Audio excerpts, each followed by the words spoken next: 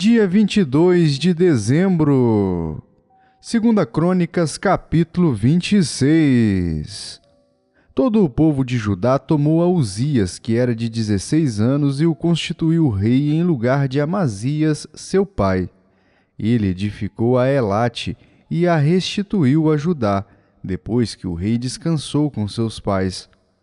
Uzias tinha 16 anos quando começou a reinar, e 52 anos reinou em Jerusalém. Era o nome de sua mãe Jecolias de Jerusalém. Ele fez o que era reto perante o Senhor, segundo tudo o que fizera Amazias, seu pai. Propôs-se buscar a Deus nos dias de Zacarias, que era sábio nas visões de Deus. Nos dias em que buscou ao Senhor, Deus o fez prosperar. Saiu e guerreou contra os filisteus e quebrou o muro de Gate, o de Jabiné e o de Asdod. E edificou cidades no território de Asdod e entre os filisteus. Deus o ajudou contra os filisteus e contra os arábios que habitavam em Gur-Baal e contra os meunitas. Os amonitas deram presentes a Uzias, cujo renome se espalhara até a entrada do Egito, porque se tinha tornado em extremo forte. Também edificou Uzias torres em Jerusalém, à porta da esquina, à porta do vale e à porta do ângulo, e as fortificou. Também edificou torres no deserto e cavou muitas cisternas, porque tinha muito gado, tanto nos vales como nas campinas. Tinha lavradores e vinhateiros nos montes e nos campos férteis, porque era amigo da agricultura. Tinha também Uzias um exército de homens destros nas armas, que saíam à guerra em tropas, segundo o rol feito pelo escrivão Jeiel e Maacéias, oficial sob a direção de Ananias, um dos príncipes do rei. O número total dos cabeças das famílias, homens valentes, era de 2.600. Debaixo das suas ordens, havia um exército guerreiro de 307.500 homens, que faziam a guerra com um grande poder para ajudar o rei contra os inimigos. Preparou-lhes Uzias para todo o exército escudos, lanças, capacetes, couraças e arcos, e até fundas para tirar pedras. Fabricou em Jerusalém máquinas de invenção de homens peritos destinadas para as torres e cantos das muralhas para atirarem flechas e grandes pedras. Divulgou-se a sua fama até muito longe, porque foi maravilhosamente ajudado, até que se tornou forte. Mas, havendo-se já fortificado, exaltou-se o seu coração para sua própria ruína, e cometeu transgressões contra o Senhor seu Deus, porque entrou no templo do Senhor para queimar incenso no altar do incenso. Porém, o sacerdote Azarias entrou após ele com 80 sacerdotes do Senhor, homens da maior firmeza, e resistiram ao rei Uzias e lhe disseram: A ti, Uzias, não compete queimar incenso perante o Senhor, mas aos sacerdotes, filhos de Arão, que são consagrados para este mistério. Sai do santuário, porque transgrediste. Nem será isso para a honra tua da parte do Senhor Deus. Então Uzias se indignou. Tinha um incensário na mão para queimar incenso. Indignando-se ele, pois, contra os sacerdotes, a lepra lhe saiu na testa perante os sacerdotes na casa do Senhor, junto ao altar do incenso. Então o sumo sacerdote Azarias e todos os sacerdotes voltaram-se para ele, e eis que estava leproso na testa, e apressadamente o lançaram fora. Até ele mesmo se deu pressa em sair, visto que o Senhor o ferira. Assim ficou leproso o rei Uzias até o dia da sua morte, e morou, por ser leproso, numa casa separada, porque foi excluído da casa do Senhor. E Jotão, seu filho, tinha a seu cargo a casa do rei, julgando o povo da terra. Quanto aos mais atos de Uzias, tanto os primeiros como os últimos, o profeta Isaías, filho de Amós, os escreveu.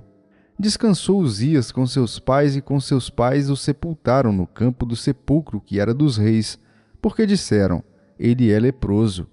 E Jotão, seu filho, reinou em seu lugar. Apocalipse, capítulo 13. Vi emergir do mar uma besta que tinha 10 chifres e 7 cabeças, e sobre os chifres 10 diademas, e sobre as cabeças nomes de blasfêmia. A besta que vi era semelhante a leopardo, com pés como de urso e boca como de leão. E deu-lhe o dragão o seu poder, o seu trono e grande autoridade. Então vi uma de suas cabeças como golpeada de morte, mas essa ferida mortal foi curada. E toda a terra se maravilhou, seguindo a besta. E adoraram o dragão, porque deu a sua autoridade à besta. Também adoraram a besta, dizendo: quem é semelhante à besta? Quem pode pelejar contra ela? Foi-lhe dada uma boca que proferia arrogâncias e blasfêmias, e autoridade para agir 42 meses. E abriu a boca em blasfêmias contra Deus, para lhe difamar o nome e difamar o tabernáculo, a saber, os que habitam no céu. Foi-lhe dado também que pelejasse contra os santos e os vencesse. Deu-se-lhe ainda autoridade sobre cada tribo, povo, língua e nação, e adorá-la-ão todos os que habitam sobre a terra, aqueles cujos nomes não foram escritos no livro da vida do Cordeiro, que foi morto desde a fundação do mundo. Se alguém tem ouvidos, ouça. Se alguém leva para cativeiro vai. Se alguém matar a espada, é necessário que seja morto a espada. Aqui está a perseverança e a fidelidade dos santos. Vi ainda outra besta emergir da terra. Possuía 2 chifres, parecendo cordeiro, mas falava como dragão.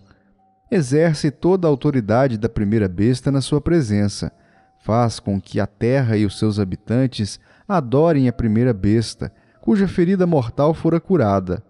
Também opera grandes sinais, de maneira que até fogo do céu faz descer a terra diante dos homens. Seduz os que habitam sobre a terra por causa dos sinais que lhe foi dado executar diante da besta, dizendo aos que habitam sobre a terra que façam uma imagem à besta, aquela que ferida a espada sobreviveu, e lhe foi dado comunicar fôlego à imagem da besta, para que não só a imagem falasse, como ainda fizesse morrer quantos não adorassem a imagem da besta. A todos os pequenos e os grandes, os ricos e os pobres, os livres e os escravos, faz que lhe seja dada certa marca sobre a mão direita ou sobre a fronte, para que ninguém possa comprar ou vender, senão aquele que tem a marca, o nome da besta ou o número do seu nome. Aqui está a sabedoria.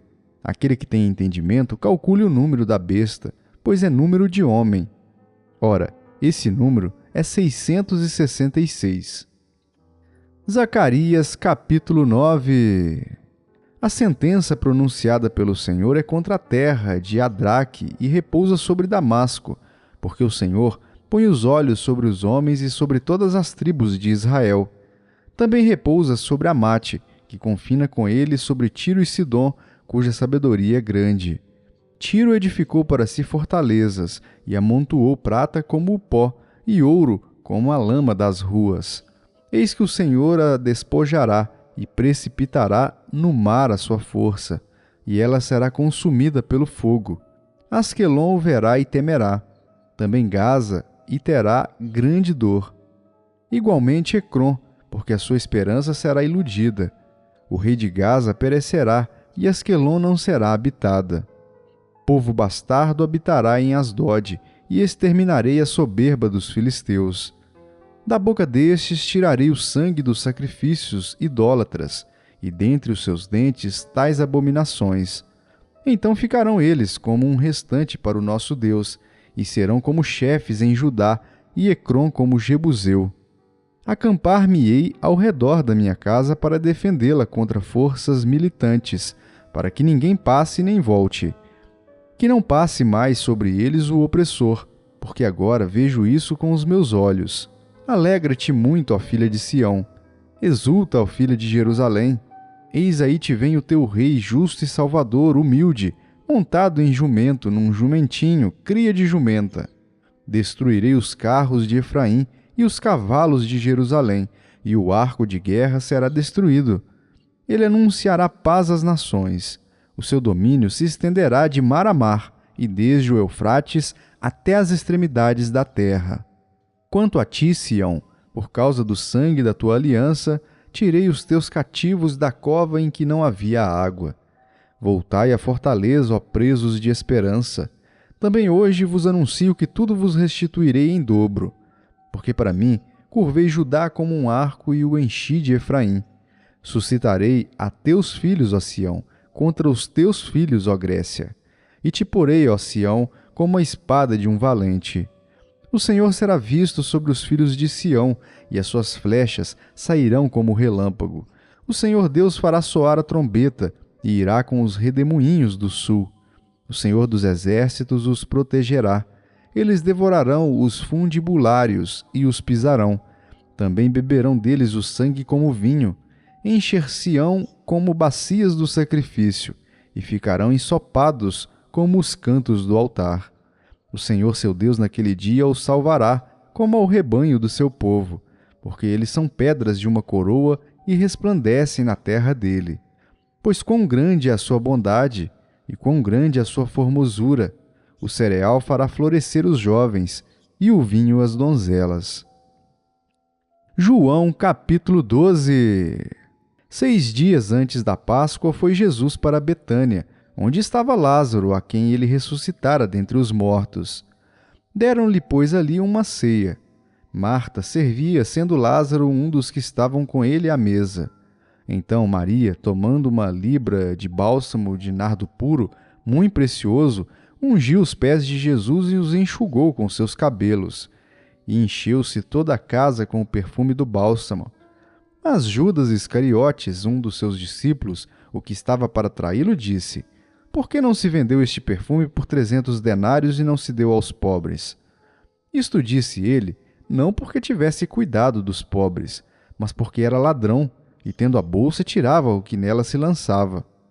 Jesus, entretanto, disse: Deixai-a, que ela guarde isto para o dia em que me embalsamarem, porque os pobres sempre os tendes convosco, mas a mim nem sempre me tendes. Soube numerosa multidão dos judeus que Jesus estava ali, e lá foram não só por causa dele, mas também para verem Lázaro, a quem ele ressuscitara dentre os mortos. Mas os principais sacerdotes resolveram matar também Lázaro, porque muitos dos judeus, por causa dele, voltavam crendo em Jesus. No dia seguinte, a numerosa multidão que viera à festa, tendo ouvido que Jesus estava de caminho para Jerusalém, tomou ramos de palmeiras e saiu ao seu encontro, clamando: Hosana, bendito o que vem em nome do Senhor, e que é Rei de Israel. E Jesus, tendo conseguido um jumentinho, montou-o segundo está escrito: Não temas, filha de Sião, eis que o teu rei aí vem, montado em um filho de jumenta. Seus discípulos, a princípio, não compreenderam isto. Quando, porém, Jesus foi glorificado, então eles se lembraram de que estas coisas estavam escritas a respeito dele, e também de que isso lhe fizeram. Dava, pois, testemunho disto a multidão que estivera com ele, quando chamara a Lázaro do túmulo e o levantara dentre os mortos. Por causa disso, também a multidão lhe saiu ao encontro, pois ouviu que ele fizera este sinal. De sorte que os fariseus disseram entre si: Vede que nada aproveitais. Eis aí vai o mundo após ele. Ora, entre os que subiram para adorar durante a festa, havia alguns gregos. Estes, pois, se dirigiram a Filipe, que era de Betsaida da Galiléia, e lhe rogaram: Senhor, queremos ver Jesus. Filipe foi dizê-lo a André, e André e Filipe o comunicaram a Jesus. Respondeu-lhes Jesus: É chegada a hora de ser glorificado o Filho do Homem. Em verdade vos digo, se o grão de trigo caindo na terra não morrer, fica ele só, mas se morrer, produz muito fruto. Quem ama sua vida, perde-a, mas aquele que odeia sua vida neste mundo, preservá-la-á para a vida eterna. Se alguém me serve, siga-me, e onde eu estou, ali estará também o meu servo. E se alguém me servir, o Pai o honrará. Agora está angustiada a minha alma, e que direi eu? Pai, salva-me desta hora? Mas, precisamente, com este propósito vim para esta hora. Pai, glorifica o teu nome. Então veio uma voz do céu: Eu já o glorifiquei, e ainda o glorificarei. A multidão, pois, que ali estava, tendo ouvido a voz, dizia ter havido um trovão. Outros diziam: Foi um anjo que lhe falou. Então explicou Jesus: Não foi por mim que veio esta voz, e sim por vossa causa. Chegou o momento de ser julgado este mundo, e agora o seu príncipe será expulso. E eu, quando for levantado da terra, atrairei todos a mim mesmo. Isto dizia significando de que gênero de morte estava para morrer. Replicou-lhe, pois, a multidão: Nós temos ouvido da lei que o Cristo permanece para sempre, e como dizes tu ser necessário que o Filho do Homem seja levantado? Quem é esse Filho do Homem? Respondeu-lhes Jesus: Ainda por um pouco a luz está convosco. Andai enquanto tendes a luz, para que as trevas não vos apanhem. E quem anda nas trevas não sabe para onde vai. Enquanto tendes a luz, crede na luz, para que vos torneis filhos da luz. Jesus disse estas coisas, e retirando-se, ocultou-se deles. E embora tivesse feito tantos sinais na sua presença, não creram nele, para se cumprir a palavra do profeta Isaías, que diz: Senhor, quem creu em nossa pregação? E a quem foi revelado o braço do Senhor? Por isso, não podiam crer, porque Isaías disse ainda: Cegou-lhes os olhos e endureceu-lhes o coração, para que não vejam com os olhos, nem entendam com o coração, e se convertam e sejam por mim curados. Isto disse Isaías porque viu a glória dele e falou a seu respeito. Contudo, muitos dentre as próprias autoridades creram nele, mas por causa dos fariseus não o confessavam, para não serem expulsos da sinagoga, porque amaram mais a glória dos homens do que a glória de Deus. E Jesus clamou dizendo: Quem crê em mim, crê não em mim, mas naquele que me enviou. E quem me vê a mim, vê aquele que me enviou. Eu vim como a luz para o mundo, a fim de que todo aquele que crê em mim não permaneça nas trevas. Se alguém ouvir as minhas palavras e não as guardar, eu não o julgo, porque eu não vim para julgar o mundo, e sim para salvá-lo. Quem me rejeita e não recebe as minhas palavras, tem quem o julgue. A própria palavra que tenho proferido, essa o julgará no último dia. Porque eu não tenho falado por mim mesmo, mas o Pai que me enviou, esse me tem prescrito o que dizer e o que anunciar. E sei que o seu mandamento é a vida eterna. As coisas, pois, que eu falo como o Pai me tem dito, assim falo.